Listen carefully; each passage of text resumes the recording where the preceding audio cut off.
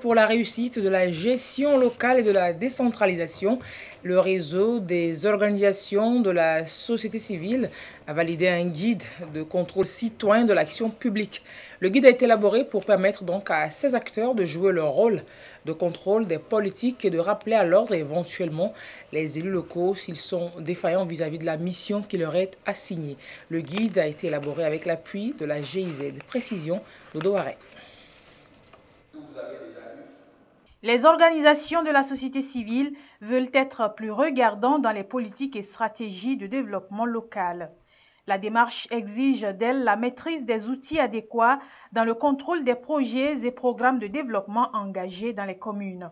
Un guide sur le contrôle citoyen de l'action publique a été élaboré dans ce sens et soumis à leur appréciation. Le guide que nous avons élaboré vise essentiellement à permettre aux acteurs de la société civile d'avoir les outils nécessaires pour réussir ce contrôle citoyen de l'action publique dans les cas où effectivement ils veulent s'y engager. C'est important qu'on explique aux acteurs de la société civile le fondement légal, c'est-à-dire la base sur laquelle un citoyen d'un certain niveau peut se fonder pour aller vers les autorités et annoncer qu'il veut faire le contrôle citoyen de l'action publique. Nous avons expliqué c'est quoi le contrôle citoyen de l'action publique, qui peut le faire, quand est-ce qu'il faut le faire et comment s'assurer qu'on n'est pas en train de faire quelque chose qui est hors de cet exercice-là.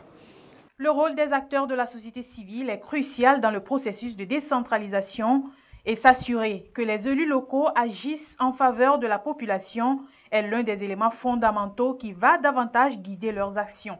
La première démarche que nous aurons à faire, une fois de retour, c'est de vulgariser le document-là au niveau des communautés, afin qu'on puisse être sur la même longueur d'onde lorsqu'on parle du contrôle citoyen de l'action publique.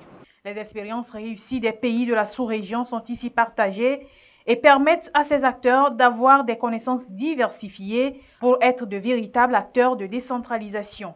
Le guide est élaboré avec l'appui de la GIZ via le programme de décentralisation et de gouvernance locale. Alors de quoi parle-t-on précisément quand on parle de contrôle citoyen de l'action publique? Vous le savez, l'élu local a pour mission de mener des actions en faveur du développement de sa commune et le citoyen a le droit d'exiger des comptes. Le citoyen a le droit de contrôler l'action publique pour ramener